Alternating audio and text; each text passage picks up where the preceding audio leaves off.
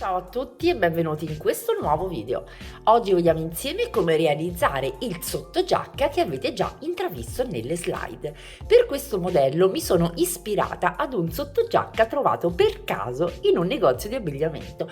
L'ho visto e mi sono detta molto particolare, perché non provare a realizzarlo ad uncinetto? E quindi eccomi qui.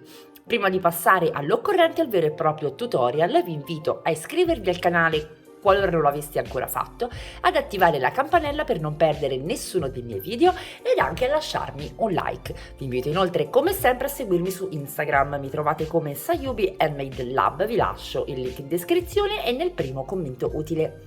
L'occorrente per questo progetto è davvero basic, parliamo infatti del filato bravissimo di casa Tessiland. In questo caso, qualora non doveste disporne, tranquillamente potrete usare un qualunque filato. Lavorerò questo filato con l'uncinetto numero 4, servirà poi un ago da lana, dei marcapunti e un paio di forbici. Direi di passare immediatamente al nostro tutorial. Il progetto sarà realizzato in taglia unica, pertanto sarà facilmente indossabile dalle taglie principali. Realizziamo il nostro cappietto iniziale e arriviamo con una catenella alla lunghezza di 50 cm. Ho impiegato 80 catenelle per raggiungere la misura di 50 cm. Ora prendo il filo sull'uncinetto ed entro nella terza catenella a partire dallo stesso. Salto la prima, salto la seconda, entro nella terza ed eseguo una mezza maglia alta. Prendo subito un marcapunti e mi vado a marcare la mezza maglia alta appena eseguita, in modo da non perdere più il segno quando andrò a strutturare in altezza il mio pannello. Da qui in poi realizzo la mia riga di ritorno tutta a mezza maglia alta, una mezza maglia alta in ogni catenella che mi trovo disponibile.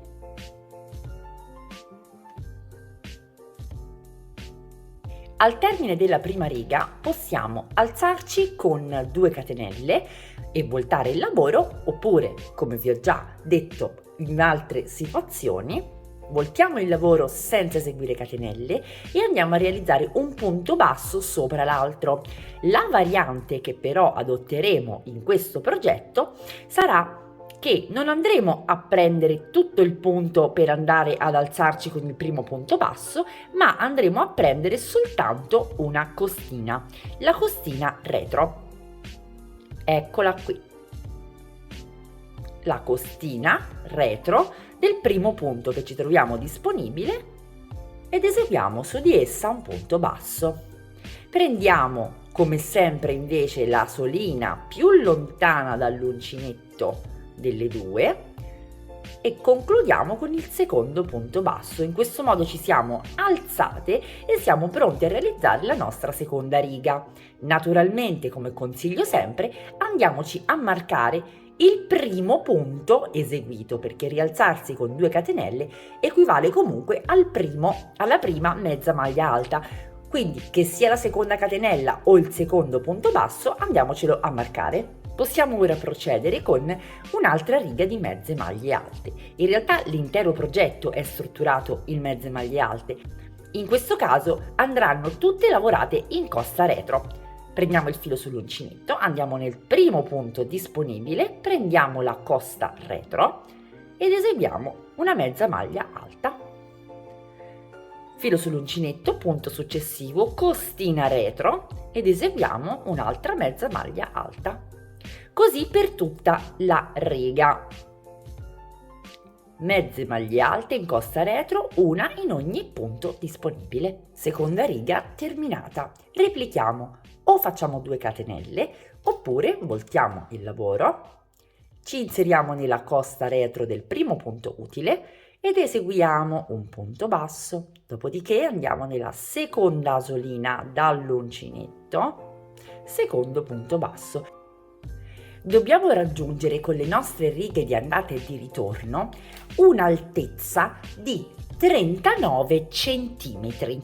Raggiunti i nostri centimetri di altezza, eseguiamo 2 catenelle e voltiamo il lavoro sul lato corto. In questo modo andremo a lavorare 2 piccole spalline della lunghezza di 13 cm. Misuriamo i 13 cm e li andiamo a marcare. E partendo dalle 2 catenelle eseguo 4 righe tra andata e ritorno di mezze maglie alte, dal margine fino al marker. Ovviamente mi alzo con 2 catenelle oppure con un punto basso sull'altro. Terminata la quarta riga, eseguo una catenella di sicurezza e taglio il filo.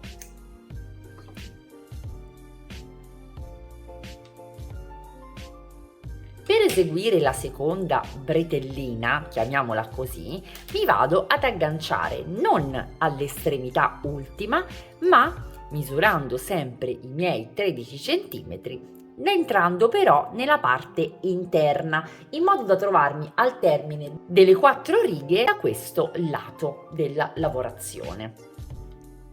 Inserisco l'uncinetto dove ho il marker,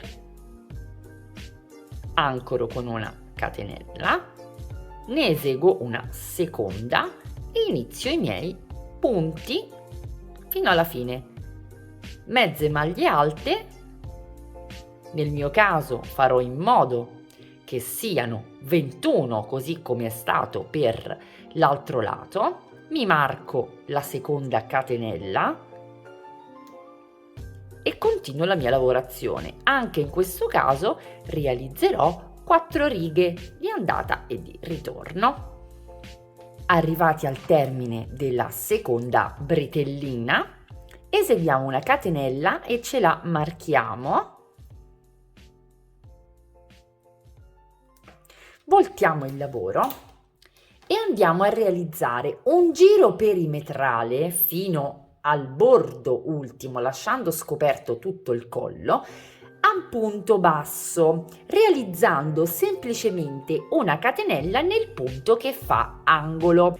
Ho realizzato la prima catenella che ho marcato e ora vado a realizzare il mio piccolo bordino, tutto quanto a punto basso, punto su punto, lavorando ogni maglia come si presenta. Vedete l'importanza di marcare sempre. Ora io so perfettamente che questo è l'ultimo punto basso della spallina al quale faccio seguire una catenella. Ora posso togliere questo marker per marcare la mia catenella. Eccoci qui. Volto il lavoro sul lato lungo ed eseguo sullo stesso punto un altro punto basso che mi termina l'angolo, mi fa girare il lavoro e ora proseguo per tutta la lunghezza per poi andare avanti per il mio perimetro, eseguendo in ogni angolo un punto basso, una catenella ed un punto basso. Naturalmente andremo a realizzare 2 pannelli identici. Mi sono portata avanti, ho già cucito una spallina. Andiamo a mettere i nostri pannelli dritto contro dritto e poi partendo con il nostro filo andiamo ad unire le 2 spalline, inserendoci dove abbiamo appunto i marker, 1, 2, ci ancoriamo con il filo ed una catenella. Possiamo togliere questi marker che non ci servono più e adesso andiamo a prendere le costine interne di entrambi i pannelli. Ci chiudiamo con una maglia bassissima. Punto successivo, costina interna e costina interna, maglia bassissima.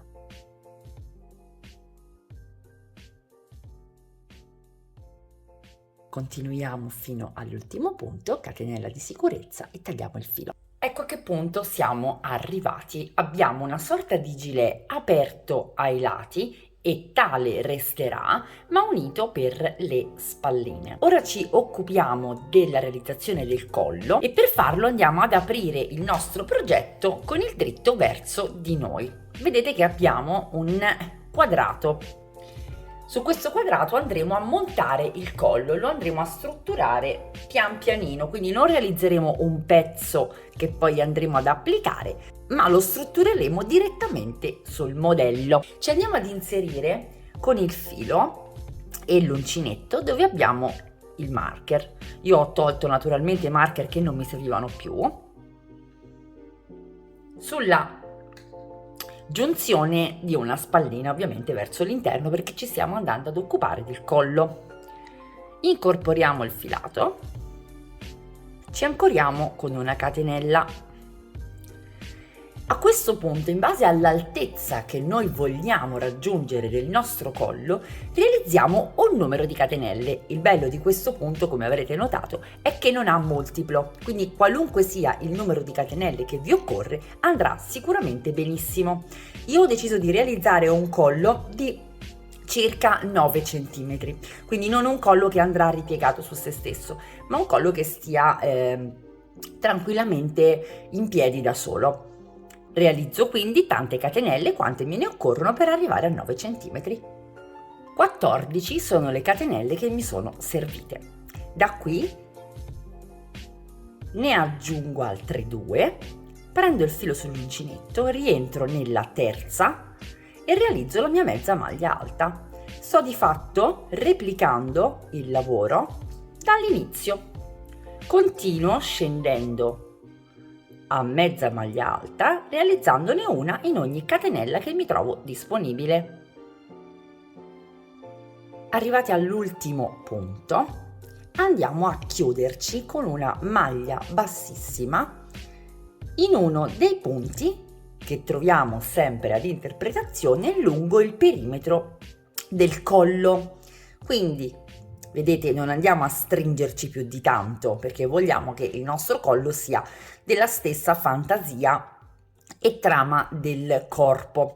Quindi non subito sul primo che ci troviamo disponibile, ma leggermente più avanti.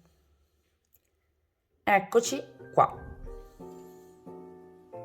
Ed ecco la prima parte del nostro collo. A questo punto voltiamo il lavoro. Procediamo esattamente come abbiamo fatto all'inizio, quindi in righe di andata e di ritorno a mezza maglia alta, ancorandoci ogni volta ad un punto del nostro collo. Come iniziamo però? Da qui andiamo a realizzare 2 catenelle oppure sempre in costa dal primo punto, una maglia bassa sull'altra.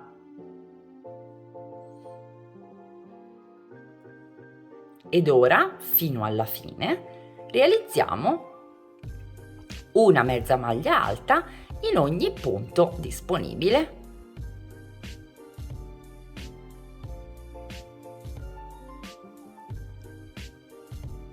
Arrivati all'ultimo punto, voltiamo il lavoro e realizziamo una maglia bassa sull'altra o 2 catenelle per ricominciare la nostra riga, tornando verso la base del collo.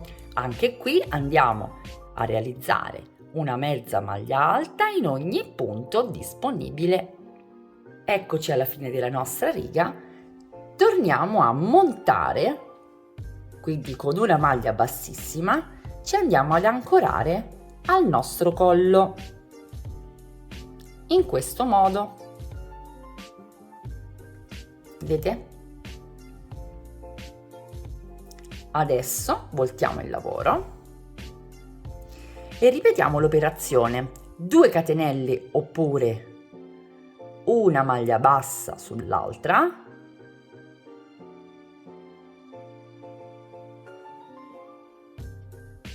e ripetiamo di nuovo la nostra riga di andata e di ritorno tutta a mezza maglia alta. Arriviamo alla fine, facciamo le nostre 2 catenelle o una maglia bassa sull'altra, effettuiamo la nostra riga di ritorno e poi ci torniamo ad ancorare in uno dei punti del nostro perimetro.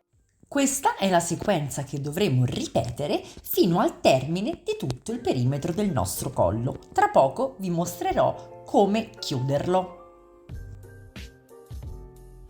Eccoci addirittura di arrivo. Intanto non preoccupatevi se vedete questi forellini quando andate ad agganciarvi. Andremo sicuramente a rimediare tra poco. Siamo arrivati dunque, vedete, alla fine del nostro percorso. Ci andiamo a chiudere con una maglia bassissima. Ed ora non dobbiamo fare altro che unire a maglia bassissima i 2 lembi fino alla fine.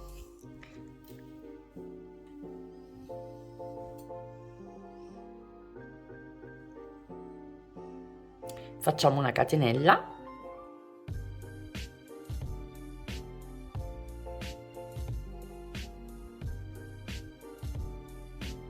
e iniziamo ad unire a maglia bassissima. Una,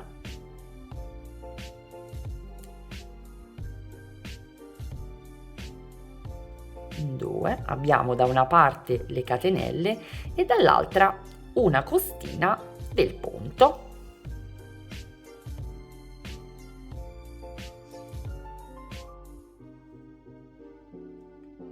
Ed eccoci con la nostra cucitura terminata. Adesso realizziamo una catenella e andiamo a realizzare un giro perimetrale di punto basso lungo tutto il bordo per andare a rifinire un pochino il collo. La catenella l'abbiamo realizzata e adesso punto su punto andiamo a eseguire il nostro giro perimetrale. Io naturalmente come sempre mi marco il primo punto e proseguo punto su punto. Mi vado a rifinire tutto il bordo del collo. Io alla fine ho realizzato 2 giri di punto basso per andare a rifinire ancora meglio. Ci agganciamo al primo punto dell'ultimo giro, chiudiamo a maglia bassissima, catenella di sicurezza e tagliamo. Ora dobbiamo andare a chiudere tutti questi forellini e per farlo prenderemo semplicemente il nostro ago da lana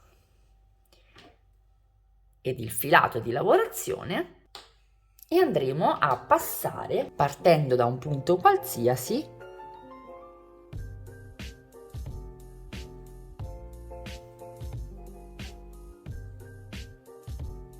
e lasciando la codina all'interno perché poi andremo a chiuderci con dei nodini, andiamo semplicemente a chiudere questi fori. Vedete, non si vede assolutamente nulla. Ovviamente non prendete troppo filato di lavorazione. Io preferisco fare questa operazione dal dritto in modo che vediamo man mano qual è l'aspetto del nostro progetto. Possiamo regolarci se abbiamo realizzato una cucitura troppo visibile, possiamo correggerci. Quindi adesso con molta pazienza andiamo a chiudere tutti i forellini, completiamo il giro e poi sempre dal lato interno che non si vede andiamo a chiudere con un nodino e nascondiamo tutti i fili. Il nostro progetto terminato. Naturalmente indossato rende molto di più, come potrete controllare voi stesse dalla foto di copertina. Rispetto ovviamente alla stesura sul piano c'è una bella differenza. Perché vi ho detto che è una taglia unica?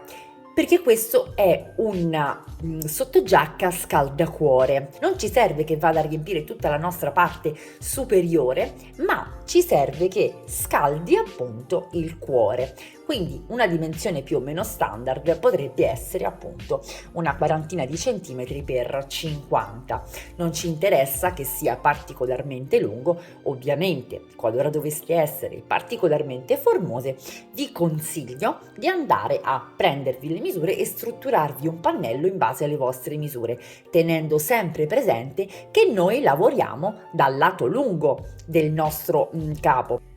Io spero che questo progetto vi sia piaciuto, vorrei che mi diceste nei commenti se avete visto in qualche stampella di negozio, in qualche vetrina o in qualche post online un qualcosa del genere, perché come vi ho anticipato io questo progetto l'ho strutturato in base ad un capo che ho visto appeso in un negozio proprio in questi giorni.